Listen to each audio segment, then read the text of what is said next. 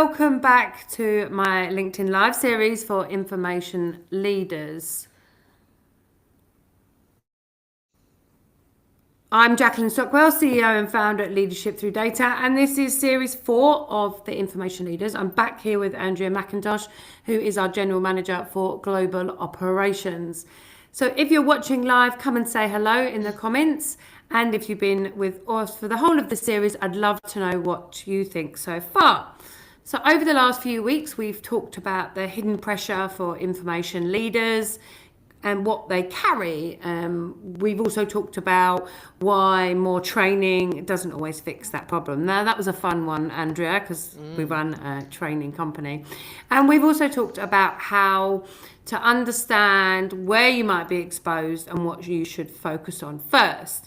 And today is a really important conversation because it's about support and it's kind of bringing all those things together.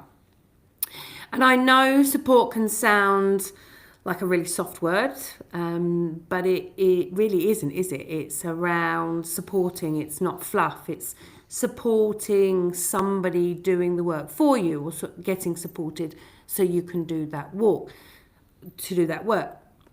Now, support isn't just a dependency, is it? Proper support gives you courage, it gives you enthusiasm, it gives you momentum, it empowers you, excuse me, as you've got the right support behind you. Now, and it's actually helping you move forward. Andrew, I'm just going to pass it over to you to introduce yourself, just while I clear my throat. No problem, Jackie. So I'm Andrea McIntosh. As Jackie said, I am the General Manager here at Leadership Through Data. I have 25 plus years experience in both IT and information management, as well as a range of business skills, which I'm definitely putting into practice at the moment. And throughout those 25 plus years, Jackie, I have definitely needed support along the way. The one thing that I will say is when people hear the word support, they often think that they need to be rescued or somebody thinks that they need to be rescued. So I hope that, during this live today, we're going to bust some of that mythology around support. So it's not about rescue. It's about, being supported. Yeah, and I think as information leaders, we're managing compliance, the law, governance, privacy, records, data, and Microsoft 365 and AI now. And you're not just dealing with like a list of things. There's so many things that you need to be supported on by your line manager, but also supported in your professional development and also supported in the organization to do your job, right? So you're dealing with very people, and I'd say they're complex, aren't they? Everyone's different, and you have to manage everyone differently, including those relationships. You're dealing with habits and culture. You're dealing with your confidence or someone else's confidence, and risk, and whether you've got big risk appetite or I can never think of the word. It's low risk appetite, so you don't take risk adverse. Risk adverse, yeah. Risk adverse. That's what I am, remember? So you're risk averse. And then you've got like all these competing priorities that Rachel and I talked about last week, and you're just kind of like running around like a headless chicken, and it's all the human stuff that we need to sort of bring together and implement, really. But I do feel that our industry and so many professionals are expected to carry that alone, and that's quite a lonely place. It's quite overwhelming. They can go on a training course and get trained. They can do multiple things, but actually it's how you're supported in getting that delivered. And then they might use the Empower framework to use that as a supported delivery method to kind of chop through each one of those as they go forward. And then you're thinking about all these things, and you think, I'm feeling so lonely. I'm so lonely. But I really kind of as you said, I want to talk about that challenge today, what that looks like and what proper support actually looks like for an information leader, why it matters, because I feel support is so important. Even when you talk about support, and it's not just professional support, you're talking about your friends, your family, all that support that you get and that love kind of back that gets you through what you need to be getting through. And I also want to talk about our 21-day sprint for the Empower program, because that's quite a supportive, goal-orientated thing Of course, that you yeah. can jump on and you can actually start to move, get some momentum and think, yeah, I'm doing something, and you're getting the support from Leadership Through Data. So if you're listening live, please comment, please tell us what you're going through, what support you might need, because I'd love to hear from you as we go around there, because we're getting some really good sign-ups for these sessions, Andrea, and we're getting some really good video watches after, but those comments are very, very limited. So I'd love people just to comment as we go through today's session. All right, so that's enough about me and enough about the introduction, Andrea. So let's get started. So we're talking about support. So what do people often get wrong about the word support? Yeah, so I touched on that when we opened, Jackie, saying that, people think that support is some kind of rescue. People hear it and imagine that somebody's going to jump in and do the work for them, give them all the answers, and basically hold their hand through every step. But, support is not a product. It's not a thing. It's not, here's a can of support, open it and you'll be all good. It's about, wrapping a mechanism around people. So asking better questions, getting some clarity, having those shared experience conversations as well, but also removing the barriers and the challenging assumptions that we make in our day-to-day work. And one of the key things with support is celebrating progress. So the best support doesn't make people dependent, it makes them more capable. Yeah, and I think, where you talk about their dependencies as well, and I think it's quite a really good point, isn't it? Because actually there is a level that you need the support, and then you want the support to be good enough that after you don't need the support anymore, you can grow and be, fly like a bird, as they say, and sort of, be off with your journey, so you don't have that dependency. So I think that's a really good way of putting it. So looking at information leaders, why do, or any kind of professional in privacy, AI or data governance, why do they feel that they should be able to do things on their own without any support? Why do we have this kind of feeling that, I don't need any help, I can do this? Yeah, so one of the things that I've done presentations on, and we often talk about, Jackie, is that whole imposter syndrome thing. So, thinking that we aren't good enough if we ask for support. And many of us have grown up believing that, right? So believing that asking for help is admitting that we've failed or we're not good enough. So the other thing that comes in is that in our industry, we work quite independently on things. Nobody really understands what we do. And so there's that inherited independence in the work that we do. So we actually celebrate it at times when we should be actually saying, I need support. So, it's part of our culture growing up. It's part of our culture, in the industry that we do. And we actually celebrate people who just get on with it. The people who are just getting on with it are the ones that get celebrated as well. One of the, when we talk about support, one of the most ironic things that I think about is that the higher up in leadership you get, the more support you get. So you've got EAs, you've got, all of the support wrapped around you, yet it's the people on the ground who actually need it the most. And we just need to call out for it. So making sure that we have coaches, we have mentors, we have Empower 21 where we can have that community wrapped around us as well.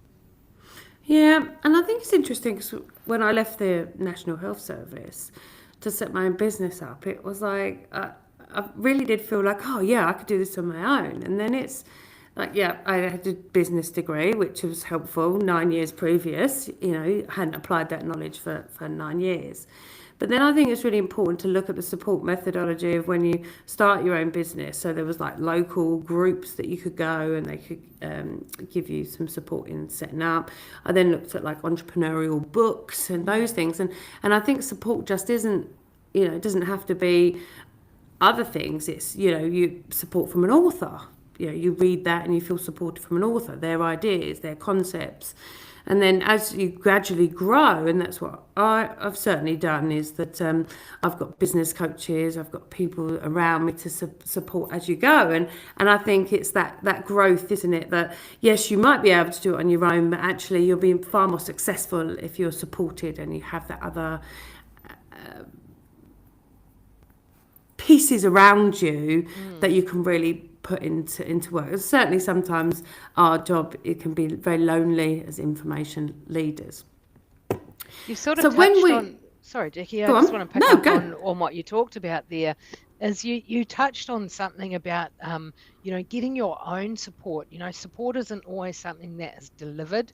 Here, it's not on a spoon, here it is. It's something that you actually have to build yourself. So like getting leadership books, getting the Blooming Good Information Management book as part of the journey as well. But, you can be your own support mechanism. You just need to realize you need it and then go and start putting those feelers out. Yeah, agreed. Because you feel like, yes, you can, I'm going to do this all by myself, but actually it's like, well, you need to draw from others and get that sort of advice and that momentum that you're doing the right thing as well. But support also gives you reassurance, and it gives you that sort of confidence that, oh yeah, no, I'm doing a good job, and this is what I'm supposed to be doing. So it really does give you that balanced view. So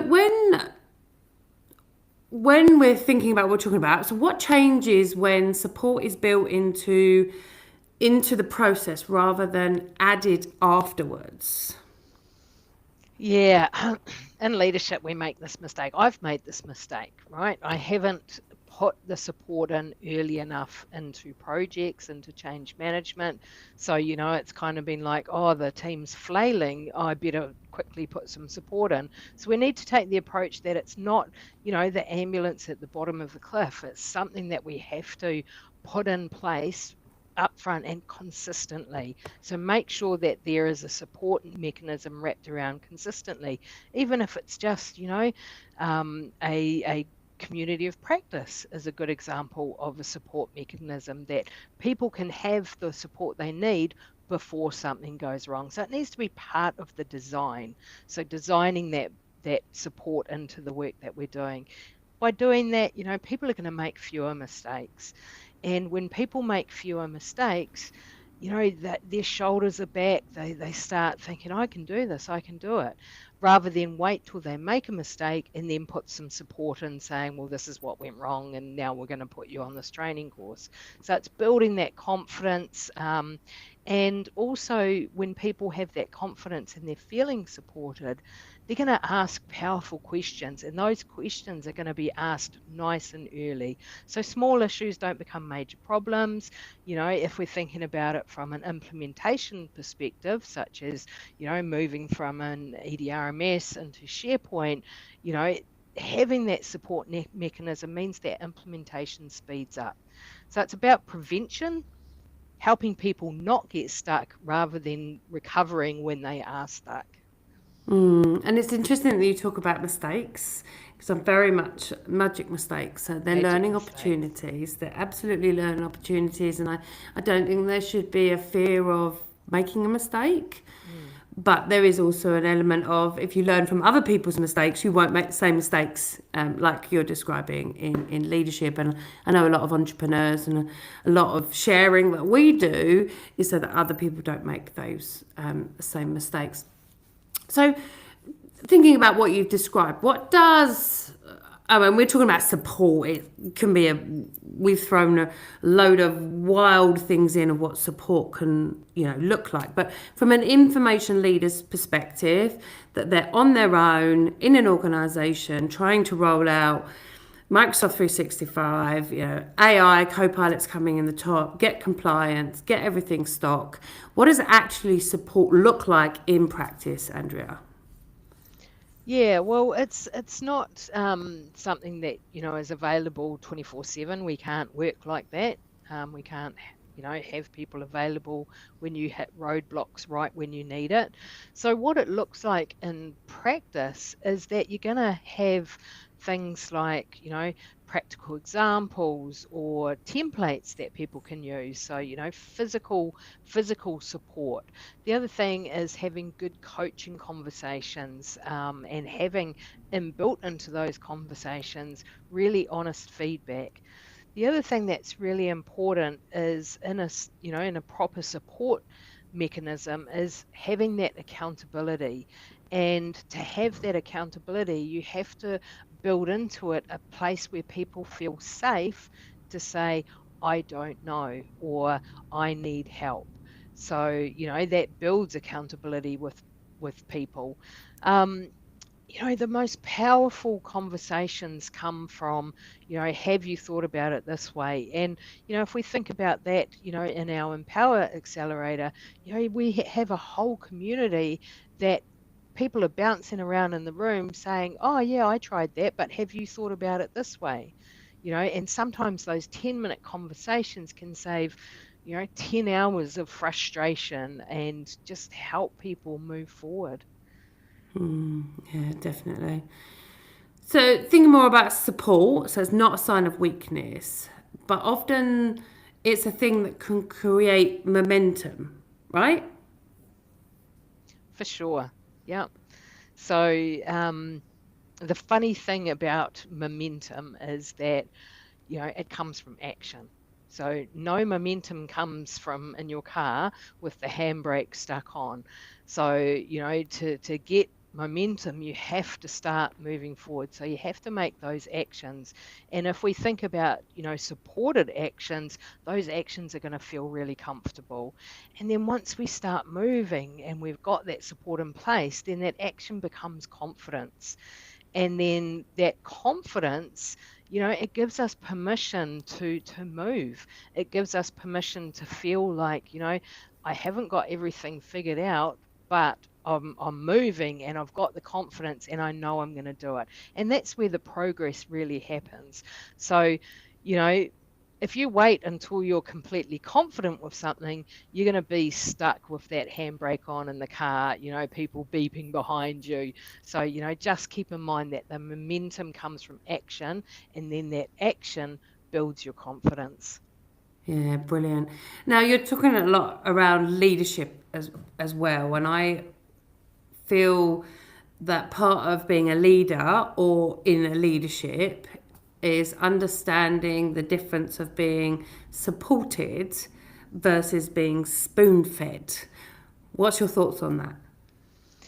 Yeah, we don't help anyone when we spoon feed the answer, or spoon feed them the work or micromanage them. When we think about our day-to-day work, being spoon fed is actually being micromanaged. So, it doesn't help anybody. So, you know, it doesn't build us as people. It doesn't give us that momentum of action that I talked about just before. So with, spoon feeding, all you're going to create is dependence. And, I think as information leaders, I think we actually do this in the work we do. And I mean, no offense when I say this, because I've done this with my teams in the space as well, is we actually spoon feed the organization and make the organization dependent on us by holding our cards close or holding the keys to the castle. So, spoon fed means exactly that. Like, we're just spoon feeding things, but being supported means we help people, create that momentum themselves. So, when we're thinking about how we're talking with our people or how we're supporting our people, we're not going to sit there and say, well, here's what I'd do, or here's the way to do it. We sit there and go, okay, that's a really powerful question. What options have you considered? And then that momentum starts. So it's not about having the answers. Like, sometimes I do have the answer, but I actually create the space for people to get there themselves. And it actually feels so much better for me as a person when I see the joy on their face that they've got there themselves in a supported way. Yeah, amazing. Amazing. So, why do people make better decisions when they don't feel alone? Because I feel like, when I have a good day with my ADHD, I feel enthusiastic, excited, I feel empowered, I feel confident, and I feel supported to make good decisions. But why do you feel like that's why do you feel like that happens to me and other people? When we feel so alone, we don't make those good decisions, and we just feel lonely and isolated. Yeah, it's a bit of a psychological thing, really. So when we're alone, what happens with our thinking is it's quite narrow. So, we've only got ourselves in the room and we suck at talking to ourselves, right? We're not our best friend at times. And our thinking was like really narrowing down. And so what happens there is we start over analyzing, because we're the only ones there, we actually give big space for second guessing. So we second guess ourselves, we have pictures running through our head on the worst case scenarios. And to flip that on its head, when we have trusted conversations, it actually widens that perspective.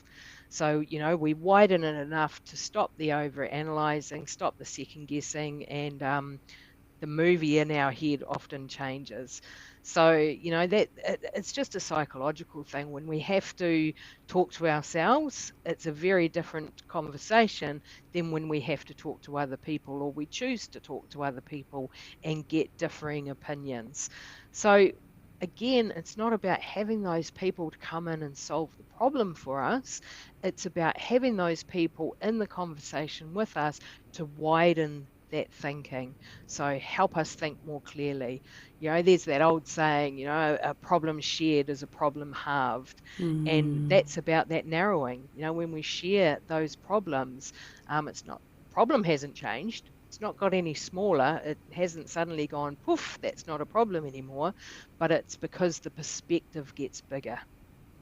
Yeah, agreed. And then when we're like talking about support, certainly from an information leader's perspective, that's one of the reasons why I created, or why I wrote my book, Blooming Good Information Management, and created from there the Empower framework. So it's a full-on framework that you can follow of all the things that you need to think about as an information leader, from soft skills to compliance to legal to AI, and then to training is kind of inbuilt there. And then from that, then we've created this 21-day Empower sprint, right? Which allows information leaders to come on and test the full supported Empower Accelerator program to get that support from yourself. So you run masterclasses on the Empower program around Microsoft 365, leadership, change management, project management. I mean, you've got so many skills that you run off there, Andrea. And then obviously I do the public speaking aspects, the branding. And that allows them to come and feel supported, feel part of that community for 21 days free of charge.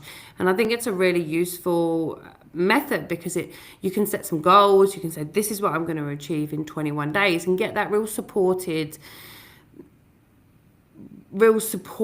from external experts, but also from the global community that we have created. So what type of person is we're looking for on Empower 21?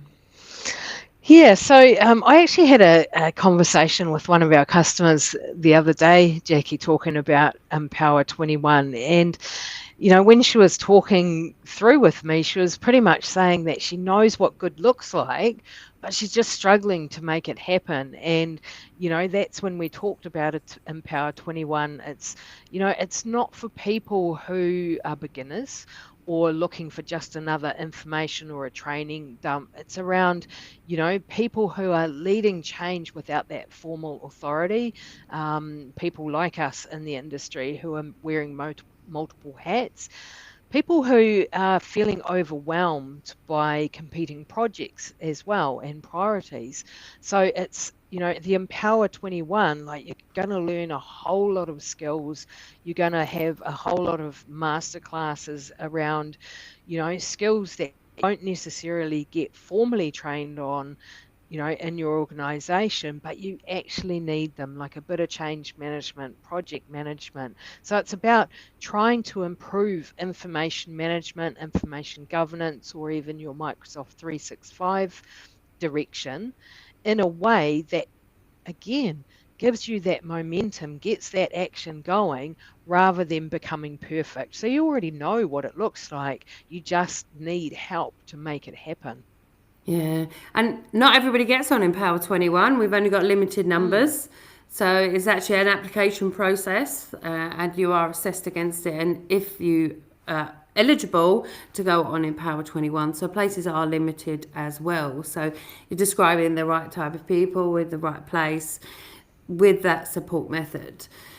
So, why can a 21-day supported sprint be more effective than just trying to do it alone, Andrea?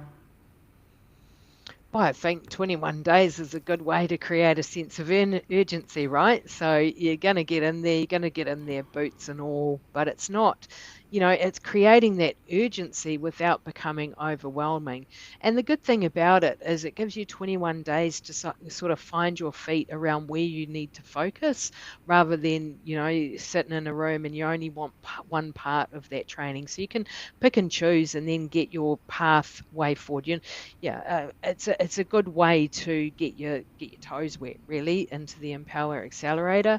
The Empower Accelerator is a 12-month, you know, it's an accelerator for 12 months because there's a lot of stuff in there that is so valuable and so effective on building our profession.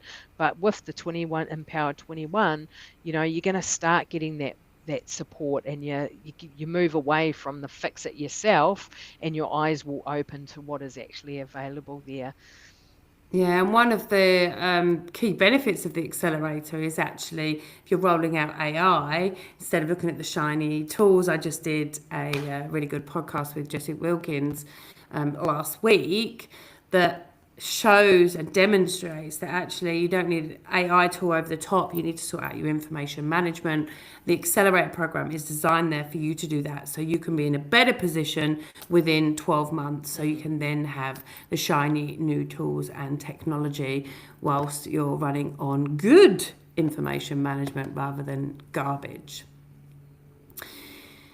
All right.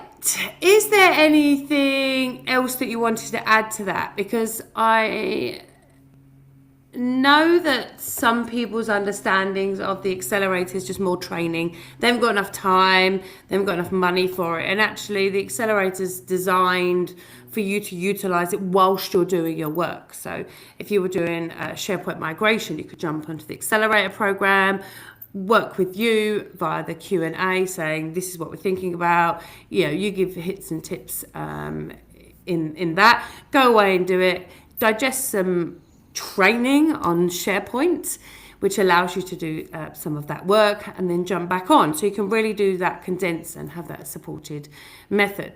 But what does the program give you that nothing else in the world allows for, Andrea? Support for starters, right? So you have that supportive community in there that you can, I've seen this happen when I've been doing masterclasses, is that the community in there, I'm just in the room observing at this point. They're all chatting with each other, sharing email addresses. You get that support that you need. We touched on this in episode 2 or live 2, whatever you want to call it, around that difference around, empower and traditional training. And the key thing around that is traditional training gives you knowledge. Knowledge is great. But what the Empower Accelerator gives you is supported sprints.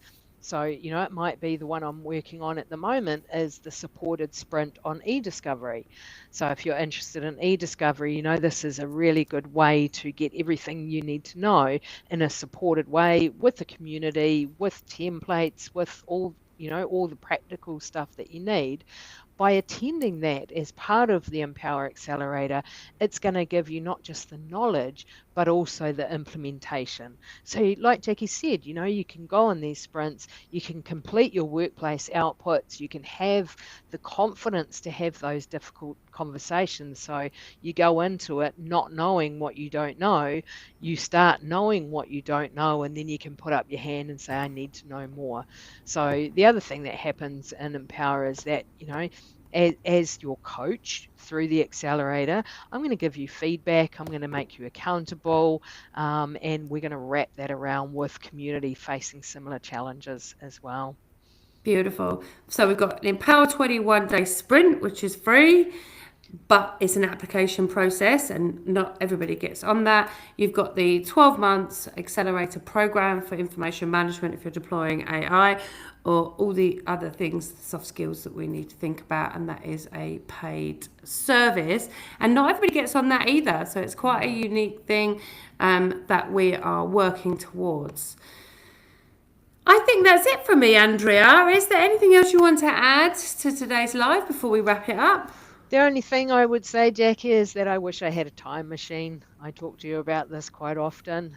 Had I have a time machine, I would go back in time when I started my career in information management, and I would sign up because, I probably would have got through the work a lot faster and retired early, actually. I love it. If you want to assess yourself against the framework, please head over to the Leadership Through Data website, www.leadershipthroughdata.com. Go to the Empower quiz and complete the 60 questions on there. That'll give you a really nice tool about where you are on each of the framework and a report that you can actually have a place to start. You can also head over to the jackiespeaks.com website where I've got an influencing scorecard as well, so you can see where you are as an influential information leader. We'd love to have you on Empower 21. You can head over to the Leadership Through Data website, apply for the 21-day sprint, and then hopefully you'll be successful and come on board. But if not, then we can always start to work with you in multiple different ways. So next week, I'm really, really excited. So I've got a new series coming up, which I think is going to be my most favourite, actually. So watch this space and I'll send some more details out later. Andrea, thank you so much for all your input and expert advice today. Really enjoyed having you on today's session. And thank you all for joining this series. Hopefully you felt more supported, you feel less alone, you've got more structure in your time management, and that's exactly what I hoped you would have done. Thanks, guys. See you later.